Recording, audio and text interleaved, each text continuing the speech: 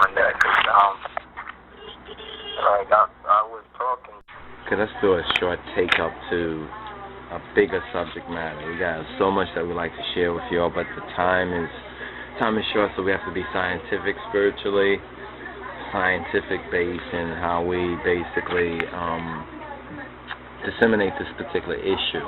Now, many of y'all probably have already seen the post that we did on this Megalomatis, this Turkish Greek guy, Hittite guy. I like to call him a Hittite because, like we say, we like to deal with the ancient references because history teaches you a lot. You understand? And we as Ethiopians at home and abroad, especially as Ethiopian Hebrews, and many of us in the West have to consider history, you understand, and to study history. Now, this particular take-up is we're going to touch on certain particular aspects of history or culture or words or perhaps certain points that are so skewed and sometimes they pass below the surface, and what happens is that we will begin to articulate in the very language of our enemy, right? And we're not just talking about speaking English, but we will start to articulate certain ideas that basically favor certain Ferengi elements, Ferengi peoples, and Ferengi ideologies. And what has happened now with like the whole Habesha, which comes from the whole Abyssinia thing, is that many of us regard Abyssinia or Habesha, this nomenclature, this naming or terminology, to be somehow of some so-called superior origin because it's found in old European texts or maybe Arabic texts. But what's very interesting is that even though we can find a lot of European and Middle Eastern and Greek and Arabic and other Ferengi literature, historical literature that mentions the Ethiopians, and in particular the Amhara Tigray or the Tigray Amhara or Oromo Sultane, because the collective Sultane, we're going to break down actually how many of the Amhara systems in a very interesting way, what the Amharas learned from the Oromos, those Oromos who became a part of the Amhara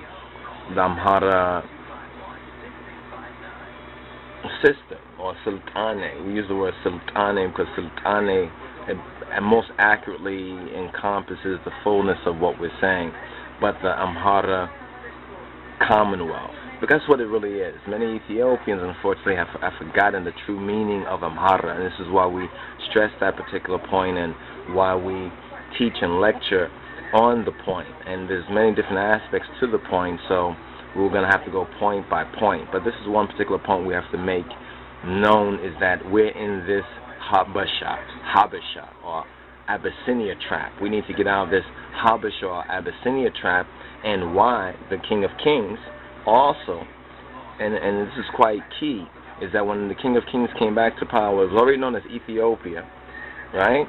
But the West, the British and the Italians and others in the West, part of the Western conglomerates, they basically wanted to continue to call Ethiopia Abyssinia. It's very interesting.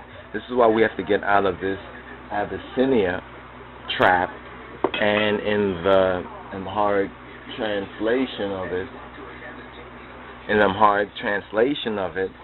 the Habesha trap. Now here's what's interesting about this word. Now I know there's a lot of people who are invested. There's a lot of Ethiopians at home and abroad, and black folks over here, and others, and intellectuals and academics, and others like Megalomatis, ones like Dr. Professor Muhammad Shamsuddin, the Megalomatis, are invested heavily in, and much of their false pseudo-historical and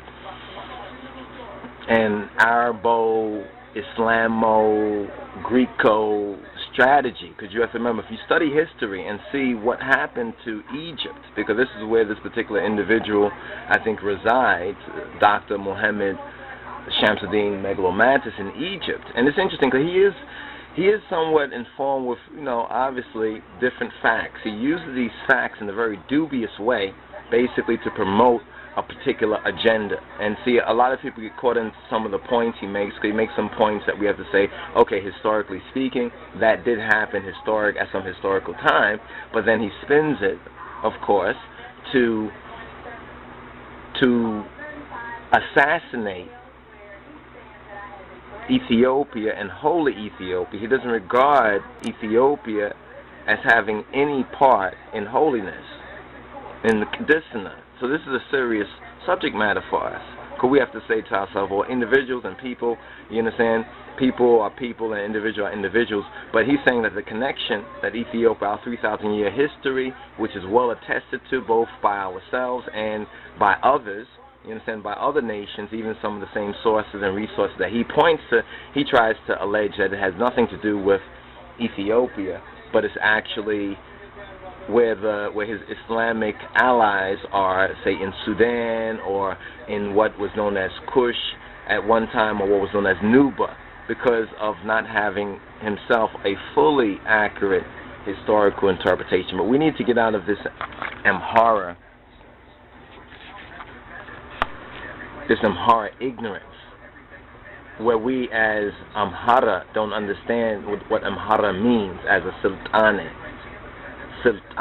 Study that word. Understand the root of the word. Understand that word, what the word means as a noun and what the word means as a verb. But we need to come out of this Abyssinia trap, because when studying the literature on Abyssinia, and see a lot of Western people, and this is what surprised me about a lot of Ethiopian people, and to some degree even ones like Megalomantis may be somewhat correct, that a lot of ignorance has crept in among the modern day so-called pseudo-Amhara, that they even call themselves Abyssinian, that they even call themselves Habesha, and proudly Habesha, not knowing that this was a Faringe terminology, Siyame, that was imposed from the outside on those highland peoples, on the Tigray, Amhara, and Oromo Commonwealth, those who came under that umbrella of the Al Kidan, that this terminology of Abyssinia. Now people say, well, what's your proof that Abyssinia is a Faringe Siyame, or a foreign, it's a pejorative name. In fact, we should react to this Abyssinia name like many of the modern day Oromos react to the Gala name. It's a pejorative name that has been imposed on us by outside, and the proof of it is that if you study Ethiopian literature that is written in Amharic, literature that's written in Ethiopic or Ge'ez, you don't find those people naming themselves Abyssinians. You don't find them calling themselves Habesha. You don't find that as a name that is used, a name that's used on any government documentation, any historical record, or any sort of identification of the people. In other words, historically speaking, from an Ethiopian, Tigray, Amhara, Oromo, Commonwealth basis, there's no, and we say no, reference where the people call themselves Abyssinians. See, this will surprise a lot of folks who've been out there reading a lot of books and studying a lot of books, Western scholarship.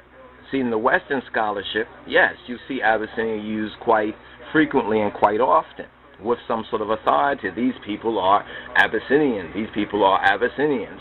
And it comes from Habesha. And when you look at the word Habesha, Habesha is a appellation or a name, to just use simple articulation of this idea, is a name that comes out of the Arabic, just like Gala. Gala comes out of the Arabic, and Abyssinian come out of the Arabic. So we have Faringe peoples, you understand, peoples coming from the east, same sort of people. It's like a double-pronged attack against that promised land. First, it happened in Egypt. You understand? First, they had attacked Egypt, when we look at it from a historical basis. These foreigners, not native blood, but they became, after a while, Egyptianized.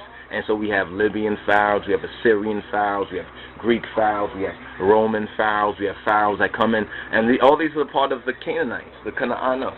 You understand? They all descend from them. You understand? And what Megalomantis and others, and this is why they have been somewhat successful in their dissemination of dissimulation, and in much of their propagation of this anti-Ethiopian, this anti-Amhara, this anti-Tigray, this anti-Al-Qidan idea, is because of that word Abyssinian.